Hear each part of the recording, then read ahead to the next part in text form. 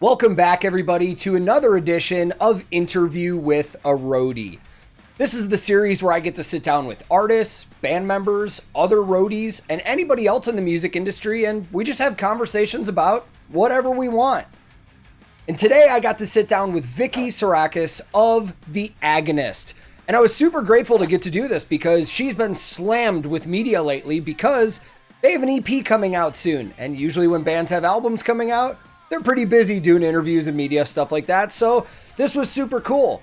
And we got to sit down and talk about what it was like for her to grow up in Greece and eventually join The Agonist, and their new EP and what the recording process was like. And I even talked to her about her Twitch streaming and the business that she started during the pandemic while they couldn't tour. So sit back, relax, and enjoy this next half hour or so conversation between myself and Vicky. Welcome back, everybody. Today I have a very, very special guest. Let's welcome Vicky from The Agonist. How are you doing? Hello. I'm doing great. Really, really excited to do this. Yeah, I imagine with the new EP coming out in a couple weeks, you've probably been slammed with just interviews, media, whatever. And especially because of the situation we're in right now with not a lot of traveling and pandemic, you've probably been on your computer a lot more than you normally would be with interviews. Yeah, my whole life is already being on the computer all day long, and then it's like the moments that I have to relax, it's like, no, gotta do these interviews, gotta record these like station IDs and film these videos and stuff like that, and it's fine. It comes with the job, and honestly, I'm just thankful to have these opportunities. Yeah, it's funny you say that. One thing that nobody, I don't even think I realize this when I get into music, but you said station IDs. I think that is so interesting that I've been on tour with artists where it's like, oh, I got to do a bunch of radio liners today. And I've watched somebody that I've worked for sit for like an hour and just record over and over, be like, oh, this is so-and-so, and you're listening to new music on whatever. And it's like, that's just another piece of what you guys have to do that nobody really knows about. For sure. And at some point, like I was doing this yesterday, that's why it came to mind. And at some point I was like, I'm gonna have fun with this, and like depending on what the title was and the name, like I was like just changing my voice a little bit. Like there was one that had the word scary in it. So I was like, scary, like you gotta have fun with it at some point. Yeah, for sure. And I think, for you guys too, when you do stuff like that, people's expectations is that you guys are going to just be serious all the time. But for you guys to loosen up and have fun with it probably makes it more enjoyable. Definitely. Well, there's quite a few things I wanted to talk about with, new EP coming out in two weeks almost from today. And I'm super excited about that. For anybody watching that's not familiar, the EP is called Days Before The World Wept. I've already heard one single from that, and it was fantastic. And the funny thing about that, and I've told you this because we've talked here and there on your Twitch stream and stuff. It's the first time I've listened to The Agonist in maybe 10 years. Yeah. And I went back and listened to the last previous albums that you did with them, and it's just it's not what I remember, but it has been 10 years. So, who knows, but I love it, man. And that's the cool thing about this channel so far for me is I've discovered all these bands and all this music that have slid under the radar. One of the things I find fascinating. So you joined the band in 2014, right? Yes. And you've given me a little of your backstory. You were born in Chicago, but then grew up in Greece and then joined this band. So I just want to know from your perspective, that backstory, because were you living in Greece when you joined this band? Okay.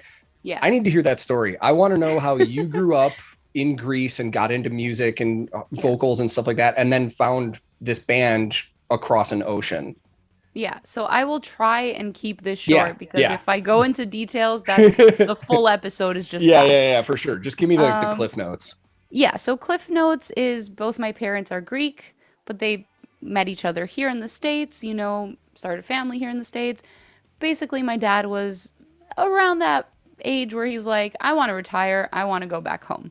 And I was 10 years old at the time. So he just took us and we moved to his hometown. A town with like I want to say 15,000 people, but that's including like all the villages and everything around. Yeah. So I spent like I did middle school and high school there, and I discovered metal music. I want to say around the age of like 14 or 15, and it was just me, and like my best friend at the time, and then like two or three other kids in the entire school of all the ages that listened to this kind of music. And, we would show up with like Iron Maiden t-shirt or Opeth t-shirt and people would look at us weird like, hell, why are you wearing this stuff, Oh, I know that Um, look. yeah. But at that point, I didn't know that I wanted to do music. And singing was something that I'd just been doing my whole life. I was one of those kids where I could sing on key. So teachers would be like, "Here, you join the choir. Here, you join this play, take this part." It was just something I was doing, but I'd never heard any kind of music that inspired me to sing, like Hmm. to make it my conscious choice to be a singer.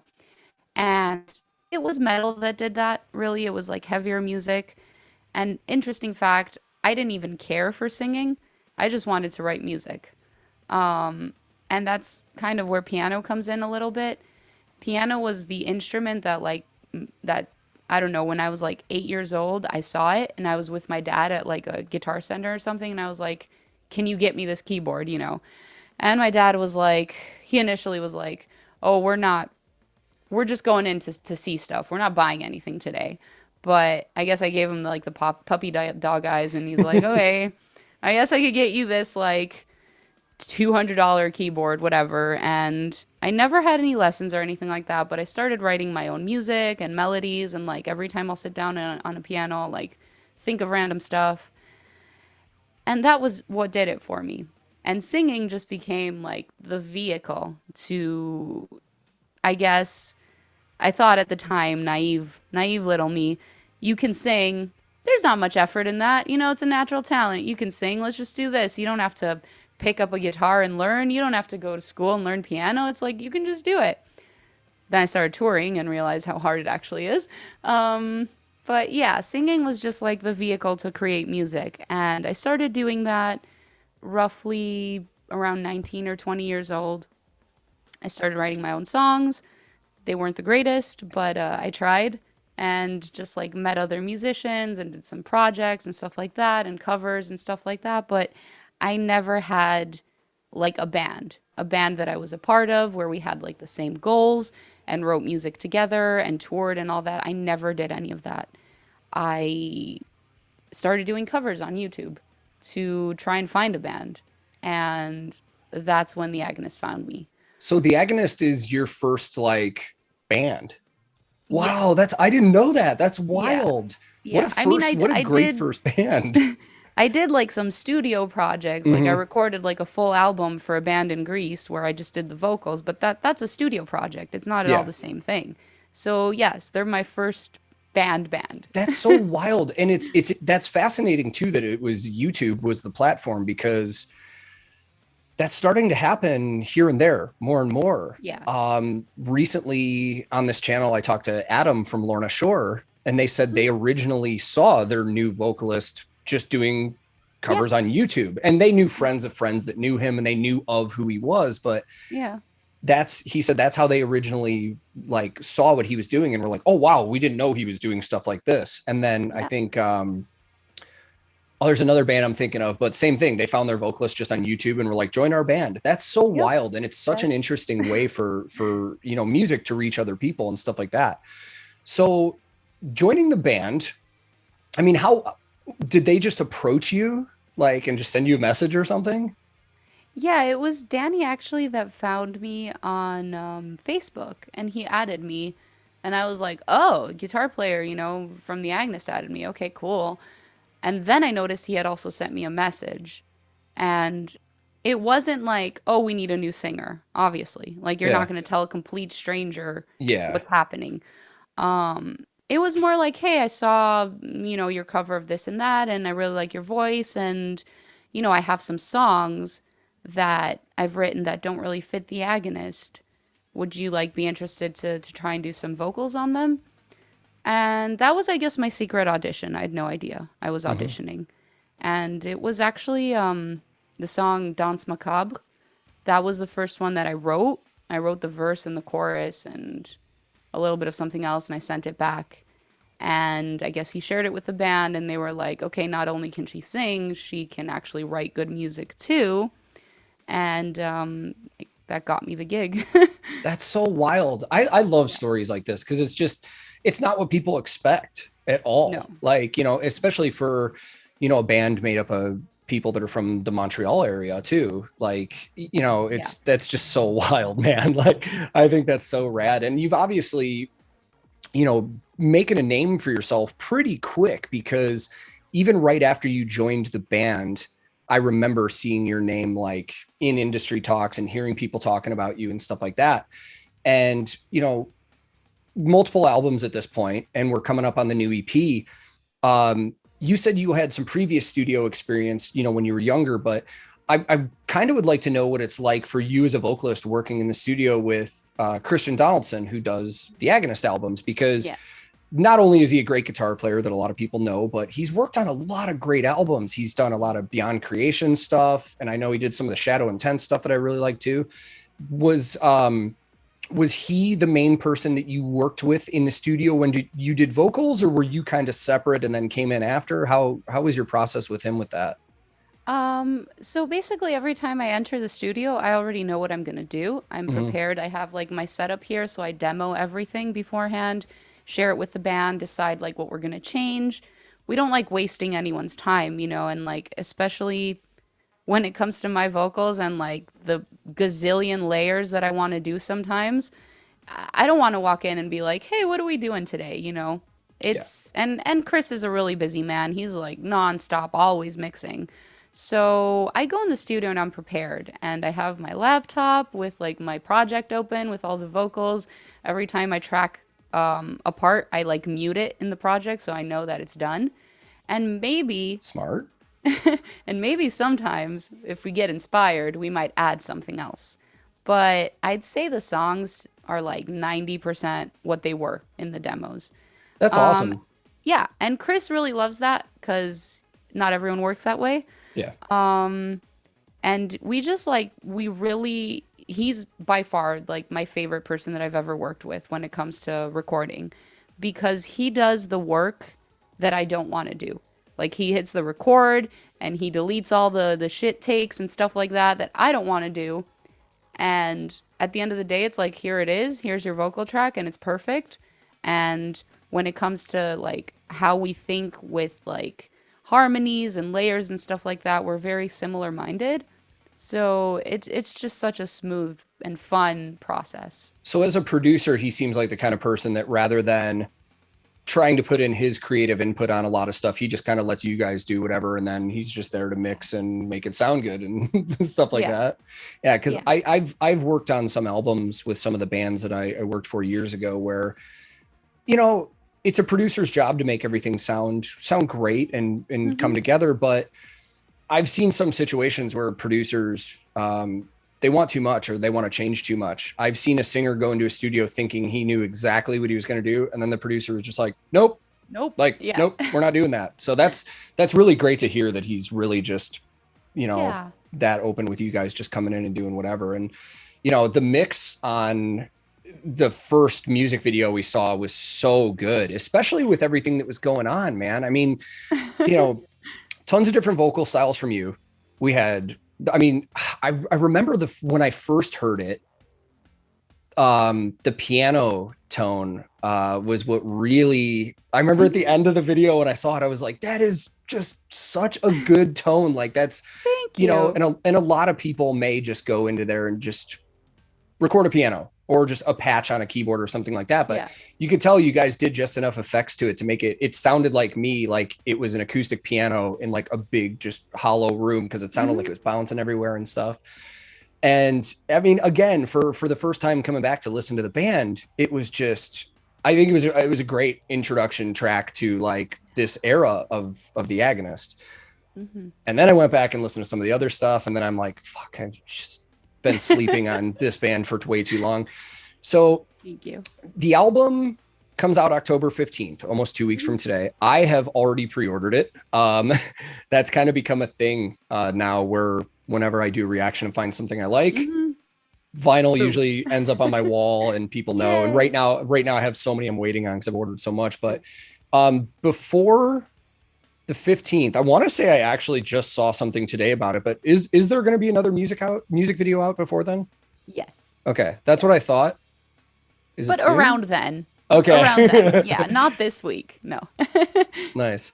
Yeah. So you've been slammed with media all day, and I don't want to keep you for too long because you also have more to do. But one of the things I always, especially right now in the time that we're in, I'm always curious to see how a lot of different bands and artists have handled the weird situation that we found ourselves in. I mean, it was, you know, you guys were touring, I was on a tour, and then all of a sudden one day it's just like, hey, we're going home. And I always like to find out what people have been up to. Like at first it seemed like, you know, it's a shitty situation all around. And at first, I think the first month I was home, I was like, this sucks because it's our livelihoods, it's our jobs. But then I started transitioning into other things and finding things to take up my time. And I'm always curious to know, like, what did you get into over this downtime to kind of keep yourself busy or keep yourself involved with music and stuff like that? Like, what have you been up to? Have you found anything new to do or anything like that? So I'm working for myself right now, and I don't work a 9 to 5. I work a 24/7. And no, it's like I've said, and you're in a similar boat, but it was a little bit of a blessing in disguise. Obviously, like the pandemic part out of it, because that's not a blessing. But I came back home, and I'll be honest with you, there were times where I came back home, like in between tours and stuff like that, and I was not in a great spot mentally. I felt drained. I felt like I couldn't start doing anything else new from home because a month later I would be on tour again. And I felt that I was just holding myself back by saying that, because there's always stuff you can do. So when this happened, I came home. I had no idea when this would be over. A lot of people were thinking, oh, by the summer. And I was like, no, that's not happening. And suddenly, like, our summer festivals were getting canceled and stuff like that. And it was just like a kick in the butt for me. I was like, okay, Vicky, you're home. No one needs you to leave your home anytime soon. It's time to do all these things that you've been complaining that you don't have time for. So I started doing more covers. I launched a Patreon, and then I started streaming on Twitch. And it's funny because in my head and in a lot of people's heads, they're like, I'm going to do this to earn an income off of music. And obviously that is very, very important. But you don't just get that. You get to grow this amazing community. It's like I wake up every day right now and I check my Discord, and there's people chatting there and like from all over the world, and they've become friends. And I'm like, what were these people doing before I decided to do that? Because it's like, it's not just about me. It's like, I'm not giving purpose to people, but like I'm providing an opportunity for people to connect. I don't know. It's crazy. It's so amazing that you just said that, because I feel the same way. When I got home from tour, they told us the same thing. It's like, hey, we're going to be home for a month and then we'll be back out. And then when April rolled around, it's like, yeah, everything through May and June is canceled, but all of our stuff for July is still in the books. And then once all that started canceling, like I told my wife, I was like, I need to find something to do. We're not going out on the road anytime soon. And, you know, a friend of mine gave me the idea to do the Twitch and the YouTube and stuff like that. But I feel the same way you do about the community aspect of it, because the stuff that I'm doing on my channel has turned into something I personally never thought it would have. And I've told people a million times, reaction videos on YouTube, not an original idea. Like, I know that. And if I'm being brutally honest, there is a part of me that when I started doing it on YouTube, there was a sense of like, I know this is going to work because reactions are popular right now. The thing that I wanted to do is be different and take my knowledge from touring and do videos and stuff. But in a year of doing this, it's blown up into something that's like bigger than myself. And it's the same thing. It's Discord. I have legitimately become friends with people on the other side of the world Yep. that have become parts of my daily life. That like Mhm. I turn on my computer in the morning and I fire up Discord, and I know if it's 10 a.m. here, it's evening over in Europe, and there's a bunch of people on, and it's not even if I'm there. It's all Yeah, these people have gotten to know each other exactly. and become friends. And that's so amazing. I need to join your Discord because I would love to jump on there and say hi too. But like, Yeah. it's just become its own thing. And it's, the whole making the best of the situation in the pandemic was a big thing. My wife and I had our first kid, and it's been a big change, but it's been great. Like, Yeah. I know not everybody else is in the same boat, and everybody's situations are different and everybody handles things differently. But I feel confident in saying that I've made the best of the situation that we've been placed in. And it Yeah. makes me happy to see musicians like yourself that are the same, because, Yeah. the musicians and band members on Twitch right now is very popular. And it's, Hmm. people say what they want about Twitch and Patreon and stuff like that, but it's given people a great platform that have been put in a tough situation. Like, you Yeah. guys can't make money if you're not touring. Like, you know, Yeah. merchandise sales help. And I always say on this channel, pre-order albums, buy merch from the bands, Hmm. support them directly, because Yeah. that's what helps. But, you And know, that's to add good. to that, that's another thing I did this year. I started my own company. It's called Sound Escape Agency, and I have my own merch on there, and I have the Agonist merch on there, but like also a few other friends helping out. And it's like we launched the pre-order right now for the Agonist, and I have so many orders to ship out, and it's a lot of work, but it really is directly like through us. And we spent like a whole day signing vinyls and CDs and posters and everything. And it's like, it's this genuine connection that you build with your fans. And Yeah. I mean, obviously, we can do it because we're not, Metallica. Like, obviously, Metallica wouldn't do their own merch, but Yeah. it's great. It gives you this like sense of fulfillment, and that you're connecting with your fans And through this. I think it's important for fans to realize that too, that you are so involved, because people Yeah. sometimes have the misconception that any band that gets signed, people just Right. think they're set and they're loaded. And it's like, I perfect example, back to Lorna Shore, they just played in Nashville the other night. Hmm. And I went to their sound check to hang out with them and say hi and all this stuff. And people see Lorna Shore on YouTube, millions of views on their Right. videos, and they see them all over the place.